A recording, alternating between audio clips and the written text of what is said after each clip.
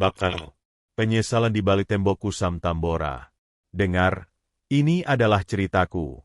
Sebuah cerita tentang betapa hinanya aku sebagai seorang manusia, dan bagaimana sebuah kejadian konyol yang hampir merenggut nyawaku justru menjadi titik balik di mana aku merasa benar-benar dilahirkan kembali. Aku tinggal di sebuah gang yang sangat sempit di kawasan Tambora, Jakarta Barat. Kalian tahu sendiri bagaimana rasanya hidup di sana. Rumah-rumah berhimpitan, jemuran bergelantungan di mana-mana, dan bau air selokan yang mampet sudah menjadi parfum sehari-hari yang meresap hingga ke dalam pori-pori kulit. Namaku Dika. Di usiaku yang sudah 25 tahun ini, aku adalah definisi nyata dari seorang anak yang tidak berguna. Aku tidak bekerja, aku malas, dan hobiku hanya tiduran di dalam kamar yang pengap sambil bermain ponsel hingga baterainya panas. Sementara itu, ibuku yang sudah berusia 60 tahun harus pergi setiap pagi buta. Beliau menjadi buruh cuci gosok di rumah orang-orang kaya di daerah perumahan yang jaraknya cukup jauh jika ditempuh dengan jalan kaki. Setiap sore, aku selalu mendengar langkah kakinya yang berat saat memasuki rumah. Suara sandal jepitnya yang sudah tipis itu bergesekan dengan lantai semen yang kasar. Aku sering melihat tangannya. Tangan itu sangat keriput, jauh lebih tua dari usia aslinya. Kulit jari-jarinya pucat, mengelupas, dan tampak rapuh karena setiap hari harus berurusan dengan deterjen kimia yang tajam.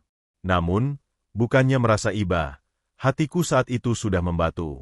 Aku justru sering marah jika ibu pulang tidak membawa uang tambahan untuk aku membeli rokok atau sekadar kuota internet. Kejahatanku tidak berhenti di situ. Di balik kemalasanku, ada sebuah kegelapan yang mulai tumbuh subur di dalam pikiranku. Aku mulai terobsesi dengan tetangga samping rumahku, Mbak Siska. Dia adalah seorang janda muda yang baru saja pindah ke lingkungan kami sekitar 6 bulan yang lalu. Suaminya meninggal karena kecelakaan tragis di jalan tol, dan sejak saat itu Mbak Siska hidup menyendiri.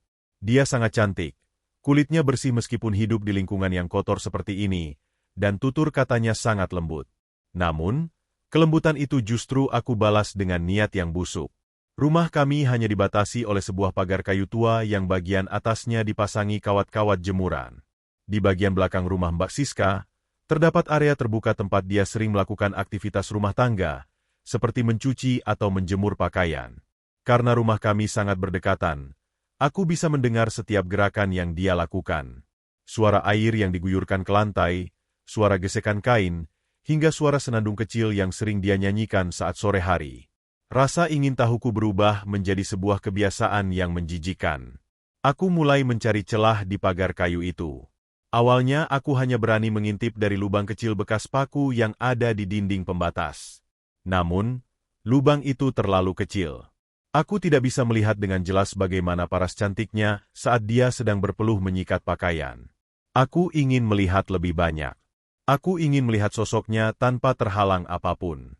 Nafsu itu menguasai logikaku, mengalahkan rasa takut akan dosa, dan mengabaikan rasa hormatku sebagai seorang tetangga. Sore itu, suasana di Tambora terasa sangat panas dan gerah. Langit tampak mendung, namun udara seolah berhenti bergerak. Ibu baru saja pulang dengan wajah yang sangat lelah. Beliau meletakkan bungkusan nasi rames di atas meja kayu yang sudah goyang.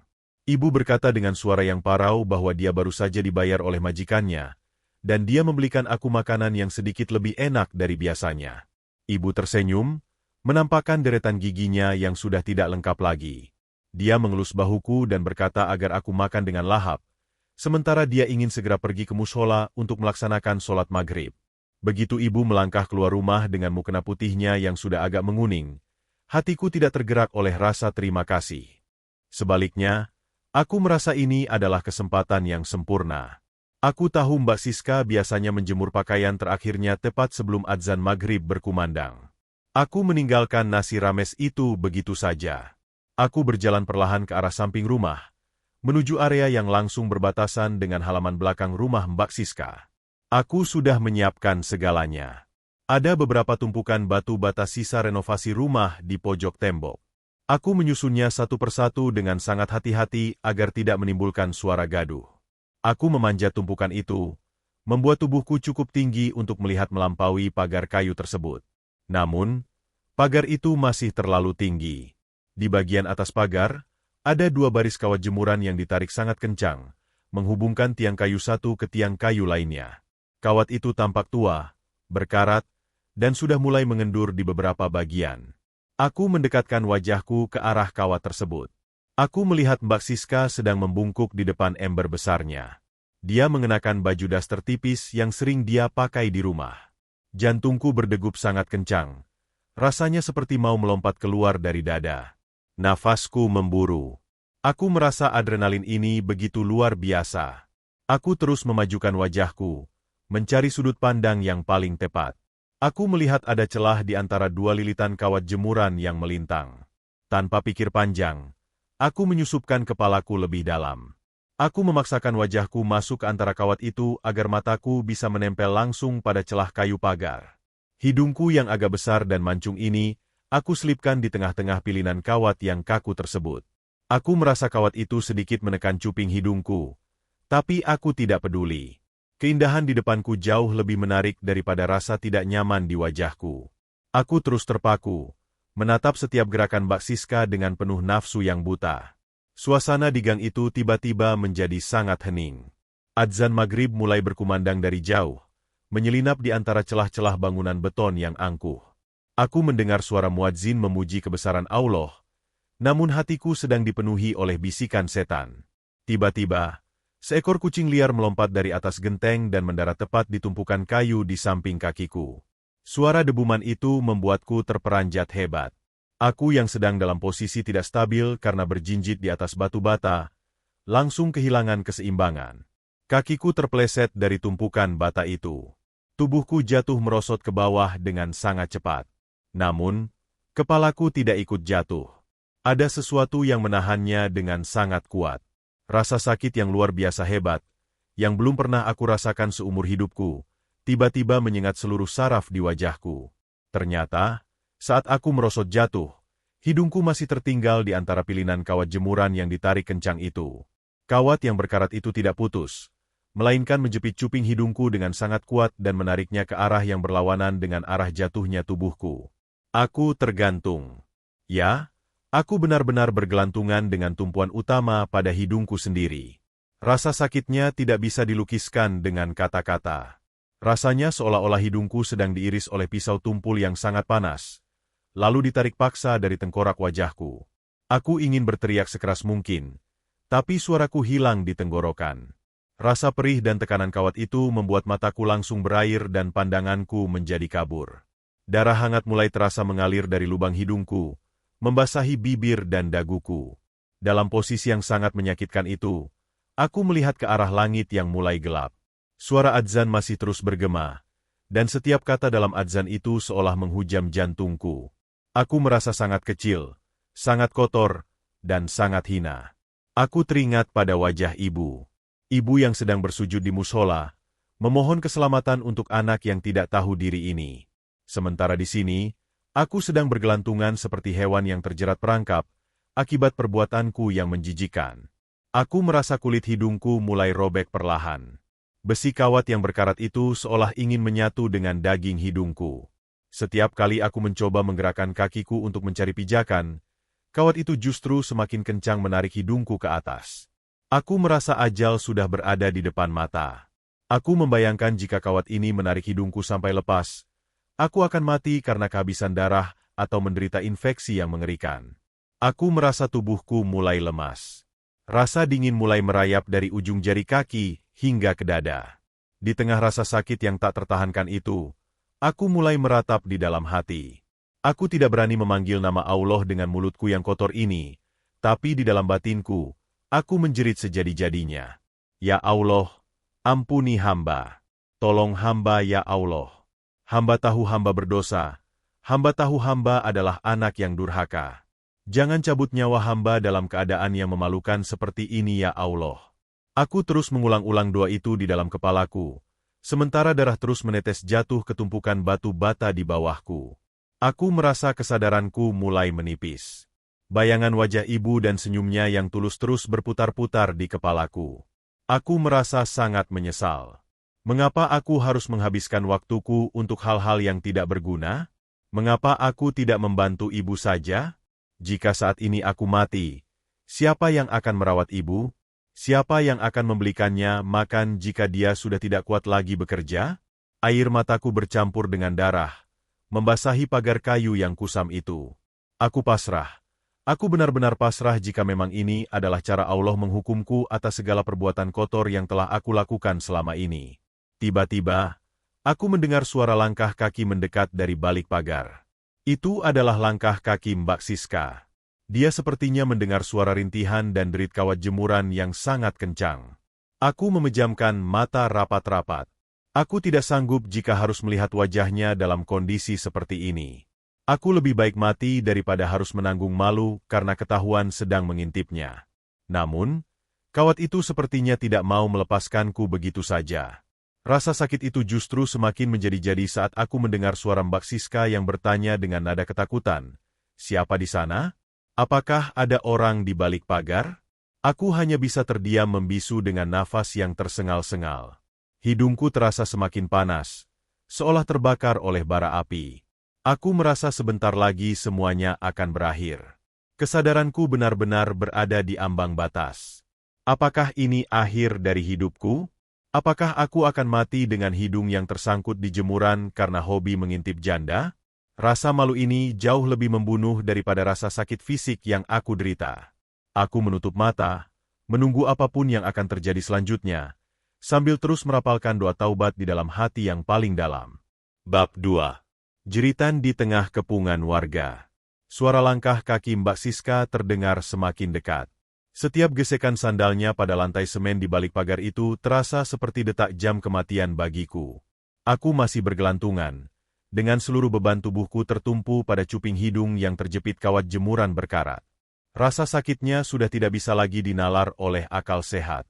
Rasanya seperti ada ribuan jarum panas yang ditusukkan sekaligus ke wajahku, lalu diputar-putar hingga menembus tulang muda di hidungku. Aku bisa merasakan denyut nadi di wajahku sendiri, berdegup sangat kencang, seirama dengan rasa perih yang membuat seluruh tubuhku gemetar hebat. Siapa di sana? Suara Mbak Siska terdengar bergetar, penuh ketakutan. Dia pasti melihat bayangan hitam yang bergerak-gerak di atas pagarnya. Aku ingin menjawab, aku ingin meminta maaf, atau setidaknya aku ingin memohon agar dia segera menolongku. Tapi mulutku hanya bisa mengeluarkan suara erangan yang parau dan pecah. Air mataku mengalir tanpa henti, bercampur dengan darah yang kini sudah membasahi daster merah muda milik Mbak Siska yang tergantung tepat di bawah wajahku. Sungguh, ini adalah pemandangan paling menjijikan yang pernah aku buat dalam hidupku. Mbak Siska berteriak. Suaranya melengking tinggi, membelah kesunyian maghrib di gang sempit Tambora. Tolong! Ada orang di jemuran saya. Tolong! Maling! Teriakannya itu seperti komando bagi warga sekitar yang memang selalu waspada terhadap orang asing. Dalam hitungan detik, aku mendengar suara pintu-pintu rumah dibuka dengan kasar. Suara teriakan laki-laki, langkah kaki yang berlarian, dan sahut-sahutan warga mulai memenuhi udara. Aku merasa dunia seolah runtuh menimpaku. Aku bukan maling, tapi apa yang aku lakukan jauh lebih rendah dari seorang pencuri. Aku adalah seorang pengintip yang kini terjebak dalam perangkap nafsuku sendiri. Mana malingnya? Di mana? Suara-suara itu semakin dekat.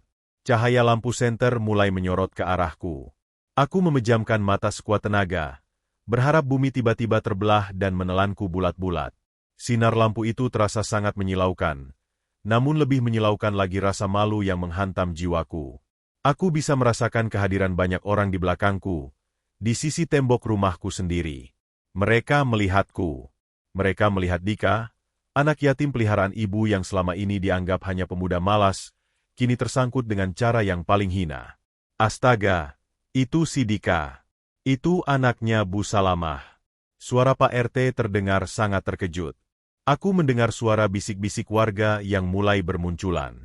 Ada nada ejekan, ada nada tidak percaya, dan ada juga nada jijik dalam suara mereka. Hidungnya nyangkut di kawat.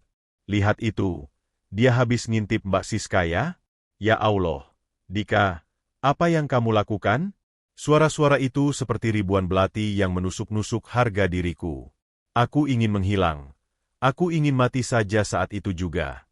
Di tengah kegaduhan itu, aku mendengar suara yang paling tidak ingin aku dengar dalam kondisi seperti ini. Suara langkah kaki yang tertatih, suara nafas yang tersengal-sengal, dan suara tangisan kecil yang sangat aku kenali. Itu adalah ibuku. Ibu yang baru saja pulang dari mushola, masih mengenakan mukena putihnya yang suci, kini harus melihat anak satu-satunya menjadi tontonan hina bagi seluruh warga kampung. Dika, anakku, suara ibu pecah. Aku bisa merasakan tangannya yang dingin dan keriput menyentuh kakiku yang menggantung. Ibu menangis sejadi-jadinya. Beliau tidak marah, beliau tidak memakiku. Justru beliau memohon-mohon kepada warga untuk segera menolongku. Tolong anak saya, bapak-bapak. Tolong Dika. Dia kesakitan. Tolong potong kawatnya. Saya mohon. Ibu bersimpuh di tanah, mencium kaki Pak RT demi menyelamatkan anak yang sebenarnya sudah mengkhianati kasih sayangnya. Melihat ibu seperti itu, hatiku hancur berkeping-keping. Rasa sakit di hidungku seolah berpindah ke dada, menyesakkan nafas hingga aku sulit untuk menghirup oksigen. Ya Allah, betapa jahatnya aku. Ibu yang tangannya kasar karena mencuci baju orang lain, kini harus memohon-mohon kepada orang banyak karena perbuatan kotor anaknya. Aku merasa tidak pantas disebut sebagai manusia. Aku adalah sampah. Aku adalah parasit yang hanya memberikan beban dan rasa malu bagi wanita yang sudah melahirkanku. Warga mulai bergerak. Seseorang membawa tangga, sementara yang lain membawa tang pemotong kawat yang besar. Posisi hidungku sangat sulit untuk dilepaskan. Kawat itu sudah masuk sangat dalam ke dalam cuping hidung sebelah kanan, melilit tulang muda, dan tampak terjepit di antara pilihan besi yang kaku. Jika mereka salah memotong, atau jika aku bergerak sedikit saja, kawat itu bisa merobek hidungku hingga terbelah menjadi dua. Darah terus mengucur. Kini mulai membasahi mukena putih ibu yang sedang memeluk kakiku dengan erat. Tahan ya Dika, tahan. Jangan bergerak. Kalau kamu gerak, hidungmu bisa lepas. Pak RT memperingatkan dengan suara tegas namun, ada nada kecemasan di sana. Aku hanya bisa mengangguk kecil, meski setiap gerakan kecil di kepala membuat rasa sakitnya berlipat ganda. Aku melihat wajah-wajah tetanggaku. Ada yang menatapku dengan iba, tapi banyak juga yang tertawa kecil sambil merekam kejadian ini dengan ponsel mereka. Aku tahu, besok wajahku akan ada di grup-grup pesan singkat warga dengan label pengintip yang kena batunya. Mbak Siska sendiri berdiri tidak jauh dari sana. Wajahnya pucat, dia tampak syok dan tidak menyangka bahwa orang yang selama ini dia anggap tetangga baik ternyata memiliki niat yang sangat buruk. Dia menutup mulutnya dengan tangan, melihat ke arahku dengan tatapan yang sangat menyakitkan. Tatapan kecewa. Tatapan yang mengatakan bahwa aku adalah orang yang paling tidak berharga di dunia ini. Aku memalingkan wajah, meski gerakan itu membuat hidungku seolah ditarik keluar dari wajahku. Kawat jemuran itu sangat keras. Besi tuanya sudah menyatu dengan karat, membuatnya sulit untuk dipotong dengan satu kali tekan. Setiap kali tang itu menekan kawat, getarannya merambat langsung ke saraf-saraf di hidungku. Aku merasa kepalaku seperti mau pecah. Aku mengerang. Suara itu lebih mirip seperti suara hewan yang sedang disembelih. Ibu yang mendengar eranganku semakin histeris. Dia terus menyebut nama Allah, memohon perlindungan, memohon agar anaknya tidak cacat. Ya Allah, ampuni dosa Dika ya Allah. Biar saya saja yang menanggung sakitnya. Jangan anak saya. Ibu meratap di bawah kakiku. Kalimat itu benar-benar menghancurkan sisa-sisa egoku. Bagaimana mungkin seorang ibu tetap mendoakan anaknya yang jelas-jelas tertangkap basah sedang melakukan perbuatan maksiat? Cinta macam apa yang ada di dalam hati ibu? Aku merasa sangat kecil. Aku merasa sangat kotor di depan mukena putih ibu yang kini sudah dipenuhi noda darah dan tanah. Proses evakuasi itu terasa berjalan berjam-jam, padahal mungkin hanya beberapa menit. Kawat pertama berhasil diputus. Namun justru itu membuat beban tubuhku semakin berat menekan kawat kedua yang masih melilit kuat. Hidungku tertarik ke atas hingga sudut mataku ikut tertarik. Aku merasa penglihatanku mulai kabur. Semuanya tampak berwarna merah karena darah yang masuk ke mata. Aku merasa dingin yang luar biasa mulai menjalar ke seluruh tubuh. Apakah ini tandanya aku akan pergi? Apakah ini akhir dari hidupku yang sia-sia ini? Di saat kritis itu, aku teringat semua perkataan buruk yang pernah aku lontarkan kepada ibu. Aku ingat betapa seringnya aku membentak beliau hanya karena masalah sepele. Aku ingat betapa malasnya aku saat ibu meminta tolong untuk sekadar membelikan sabun cuci di warung. Semua kenangan itu berputar seperti film di depan mataku, dan setiap adegannya membuatku semakin ingin menangis. Aku berjanji di dalam hati, jika Allah masih memberiku nafas, jika Allah masih membiarkanku melihat wajah ibu besok pagi, aku akan menjadi manusia yang berbeda. Aku akan membuang semua nafsu kotor ini. Aku akan bekerja keras untuk ibu. Aku akan mencuci tangan dan kaki ibu setiap hari sebagai penebus dosaku. Tang pemotong itu kembali menekan kawat kedua. Kali ini suaranya lebih keras. Aku merasakan sebuah hentakan yang sangat kuat pada wajahku. Tubuhku jatuh bebas ke bawah, menimpa tumpukan batu bata dan badan ibu yang masih setia memegangi kakiku. Kami terjatuh bersama di atas tanah Tambora yang keras dan kotor. Aku tidak merasakan sakit karena jatuh, karena rasa sakit di hidungku sudah menutup segalanya. Aku merasa separuh wajahku hilang. Darah mengalir seperti keran yang dibuka lebar. Dika, Dika, bangun nak. Ibu mengguncang-guncang bahuku. Aku mencoba membuka mata, namun semuanya terasa sangat berat. Aku melihat wajah ibu yang basah oleh air mata, wajahnya yang penuh kekhawatiran yang luar biasa. Aku mencoba menggerakkan tanganku untuk menyentuh pipi ibu, namun tenagaku habis. Aku merasa sangat mengantuk. Sebuah kantuk yang sangat dalam yang belum pernah aku rasakan sebelumnya. Suara warga yang gaduh perlahan-lahan menjauh, digantikan oleh suara denging yang panjang di telingaku. Cepat bawa ke rumah sakit. Dia banyak sekali mengeluarkan darah. Hidungnya robek parah. Suara Pak RT terdengar sangat panik. Aku merasakan tubuhku diangkat oleh beberapa orang. Aku dimasukkan ke dalam mobil ambulan yang kebetulan lewat di jalan raya depan gang. Di dalam mobil yang berguncang itu, aku masih bisa merasakan genggaman tangan ibu yang tidak pernah lepas. Ibu terus membisikkan doa di telingaku. Kata-kata Alhamdulillah karena aku sudah terlepas dari pagar itu terus mengalir dari bibirnya yang pucat. Aku dibawa masuk ke ruang gawat darurat. Lampu-lampu rumah sakit yang terang benderang menyakitkan mataku. Dokter dan perawat berlarian mengelilingiku. Aku mendengar istilah-istilah medis yang tidak aku mengerti, namun ada satu kata yang membuatku sangat takut. Dokter mengatakan bahwa lukaku sangat berisiko infeksi karena kawat yang berkarat, dan jika kondisi jantungku terus menurun, aku harus segera dipindahkan ke ruang ICU. Aku melihat ibu berdiri di luar pintu kaca, dilarang masuk oleh petugas. Dia masih mengenakan mukena yang penuh bercak darahku. Dia tampak sangat renta, sangat rapuh, seolah beban hidupnya baru saja bertambah 1000 kali lipat malam ini. Aku ingin berteriak memanggilnya. Aku ingin mengatakan bahwa aku sangat mencintainya, tapi kesadaranku perlahan-lahan menghilang. Aku masuk ke dalam kegelapan yang sangat dalam, tidak tahu apakah aku akan bangun lagi, ataukah ini adalah hukuman terakhir dari Allah untuk pemuda pendosa sepertiku. Bab 3.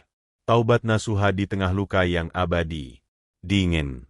Hal pertama yang aku rasakan adalah rasa dingin yang menusuk hingga ke tulang sumsum.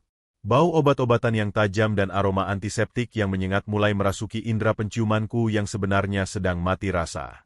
Aku mencoba menggerakkan kelopak mataku, namun rasanya sangat berat, seolah ada beban bertonton yang menindih mataku. Saat aku berhasil membukanya sedikit, cahaya lampu neon yang putih terang langsung menyerang penglihatanku, membuat kepalaku berdenyut hebat. Aku berada di sebuah ruangan yang asing. Suara detak jantungku terdengar jelas melalui mesin monitor yang ada di samping tempat tidur. PIP, PIP, PIP. Suara itu terdengar sangat monoton namun mencekam. Aku mencoba meraba wajahku, namun tanganku terasa berat karena terpasang selang infus. Di wajahku, tepatnya di bagian tengah, aku merasakan sesuatu yang besar, keras, dan tebal. Itu adalah perban. Hidungku dibalut dengan sangat tebal hingga aku kesulitan untuk bernafas secara normal. Setiap tarikan nafas terasa perih, seperti ada bara api yang tertinggal di dalam rongga hidungku. Aku menoleh ke arah samping, dan di sana, di atas sebuah kursi plastik hijau yang sudah kusam, aku melihat sosok yang paling aku cintai sekaligus sosok yang paling aku sakiti. Ibuku. Beliau tertidur dengan posisi duduk yang sangat tidak nyaman. Kepalanya terkulai ke samping, dan tangan tuanya masih memegang butiran tasbih. Mukena putih yang tadi sore beliau kenakan sudah tidak ada, diganti dengan baju daster batik yang sudah luntur warnanya. Namun, Aku bisa melihat bekas-bekas noda merah yang mengering di ujung jemarinya. Itu darahku. Darah yang tumpah karena perbuatan nista yang aku lakukan. Aku ingin memanggilnya. Aku ingin berteriak ibu. Namun yang keluar dari mulutku hanyalah suara erangan kecil yang tidak jelas. Meskipun suara itu sangat pelan, ibu langsung terbangun. Beliau adalah orang yang paling peka terhadap suaraku, bahkan dalam tidurnya yang paling lelap sekalipun. Ibu langsung berdiri, mendekatkan wajahnya yang sembab ke arahku. Matanya merah, kantung matanya menghitam, menandakan bahwa beliau tidak tidur barang sedetik pun hanya untuk menungguku sadar. Dika, kamu sudah sadar, nak? Ibu di sini, ibu di sini. Suara ibu bergetar hebat. Beliau langsung menggenggam tanganku dengan sangat erat, seolah takut jika beliau melepasnya, aku akan menghilang selamanya. Alhamdulillah ya Allah, alhamdulillah kamu sudah bangun. Ibu terus menciumi tanganku yang kaku. Tidak ada kata makian, tidak ada pertanyaan mengapa aku melakukan hal sebodoh itu, dan tidak ada amarah sedikit pun dalam tatapannya. Yang ada hanyalah rasa syukur yang luar biasa, karena anaknya yang berdosa ini masih diberi kesempatan hidup oleh Allah. Aku hanya bisa menangis dalam diam. Air mataku mengalir keluar dari sudut mata, membasahi kain perban yang menutupi luka di hidungku. Rasa perih itu kembali datang saat air mata menyentuh luka yang masih basah. Namun rasa perih itu tidak sebanding dengan rasa sesak yang menghimpit dadaku melihat ketulusan ibu. Di tengah kondisi ekonomi kami yang sulit, di tengah rasa malu yang harus ibu tanggung di depan seluruh warga Tambora, beliau tetap berdiri tegak sebagai pelindungku. Beberapa saat kemudian, seorang perawat masuk ke ruangan. Perawat itu melihat ke arahku dengan tatapan yang sangat aneh. Ada sedikit senyum mengejek yang berusaha dia sembunyikan di balik maskernya. Oh, Mas Dika sudah bangun ya? Untung saja Mas tidak sampai masuk ruang ICU, meskipun lukanya memang cukup parah. Kawat itu hampir saja merobek pembuluh darah utama di hidung Mas. Kata perawat itu sambil memeriksa kantong infusku. Mas, lain kali hati-hati ya kalau mau melakukan sesuatu. Video kejadian semalam sudah viral loh di grup-grup warga. Banyak yang bilang kalau Mas ini kena kualat karena mengintip janda. Kalimat itu seperti petir yang menyambar di siang bolong. Hatiku mencelos. Jadi benar, dugaanku benar. Seluruh dunia, atau setidaknya seluruh Jakarta Barat, kini tahu bahwa aku adalah seorang pemuda rendah yang tersangkut jemuran karena nafsu setannya. Aku merasa ingin mati saja saat itu juga. Bagaimana aku bisa kembali ke gang itu lagi? Bagaimana aku bisa menghadapi tatapan sinis tetangga? Ibu hanya terdiam mendengar perkataan perawat itu. Beliau menundukkan kepalanya, namun tangannya semakin erat menggenggam tanganku. Beliau seolah ingin mengatakan kepada perawat itu bahwa tidak peduli seberapa buruknya aku di mata dunia, aku tetap anaknya. Begitu perawat itu keluar, ibu mengusap dahiku dengan lembut. Dika, jangan dengarkan kata orang. Yang penting kamu selamat. Allah masih sayang sama kamu, makanya kamu diberi peringatan seperti ini. Jadikan ini pelajaran ya nak. Ibu tidak butuh apa-apa. Ibu cuma butuh kamu jadi anak yang baik. Tangisanku pecah menjadi isak yang tertahan. Aku mencoba berbicara dengan terbata-bata melalui mulutku yang terasa kaku. Bu, maafkan Dika. Dika anak durhaka. Dika sudah mempermalukan ibu. Dika janji, Dika tidak akan mengulangi lagi. Dika ingin bertaubat ya Allah. Aku terus meracau dalam isak tangis yang menyesakkan. Ibu hanya memeluk kepalaku dengan sangat hati-hati agar tidak mengenai hidungku yang luka. Beliau membisikkan kata-kata penenang yang membuat hatiku yang panas perlahan-lahan menjadi sejuk. 3 hari aku dirawat di rumah sakit. Selama itu pula, aku melihat bagaimana ibu berjuang untuk membayar biaya rumah sakitku yang tidak murah. Aku tahu kami tidak punya tabungan. Aku melihat ibu diam-diam keluar ruangan dan berbicara dengan seseorang di telepon, memohon pinjaman uang dengan jaminan apapun yang beliau miliki. Aku bahkan melihat ibu menjual satu-satunya perhiasan yang beliau punya, sebuah cincin emas tipis warisan dari nenekku, demi bisa menebus obat-obatanku. Hati siapa yang tidak hancur melihat pemandangan itu? Aku, laki-laki dewasa yang sehat secara fisik, justru menjadi beban yang sangat berat bagi ibu. Aku merasa sangat jijik dengan diriku sendiri.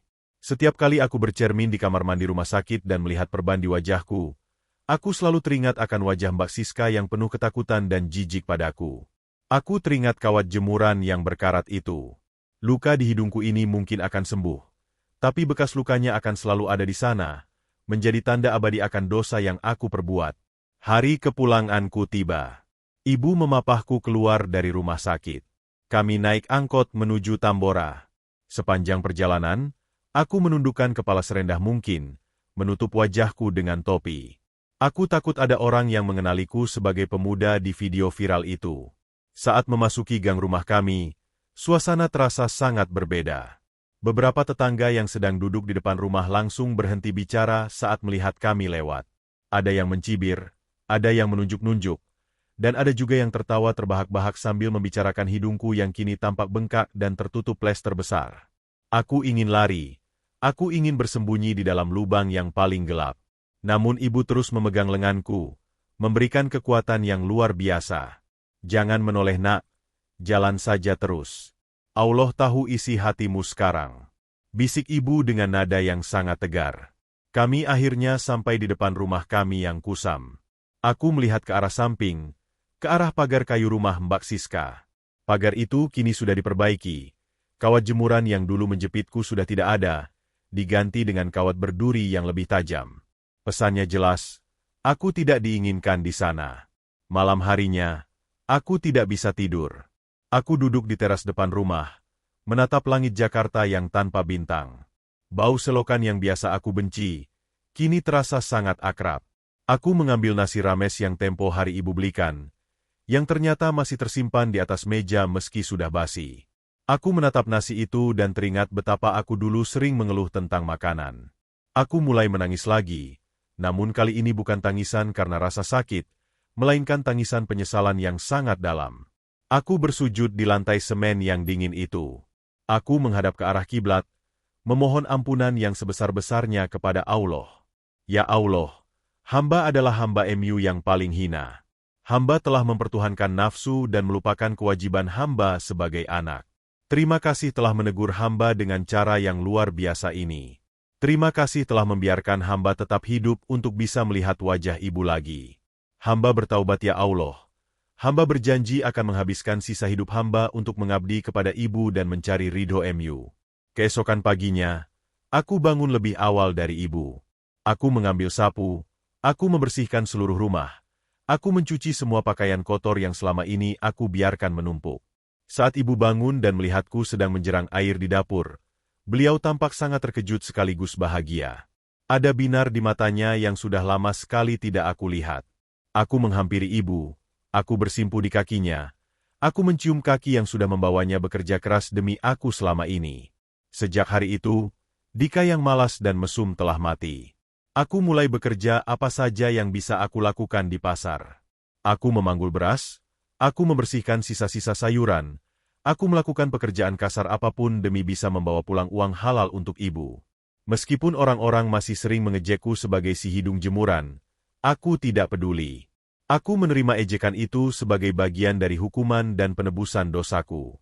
Setiap kali aku merasa lelah, aku akan meraba bekas luka di hidungku yang kini sudah menjadi jaringan parut yang menonjol. Bekas luka itu adalah pengingat bahwa Allah masih memberiku kesempatan kedua. Bekas luka itu adalah saksi bisu bagaimana sebuah jemuran di Tambora telah menyelamatkan jiwaku dari api neraka. Aku tidak akan pernah lupa kejadian sore itu, karena di balik rasa sakit yang luar biasa, aku menemukan kembali jalan pulang menuju pelukan ibu dan ridho Allah yang selama ini aku abaikan. Alhamdulillah, aku masih diberi waktu untuk berubah sebelum terlambat.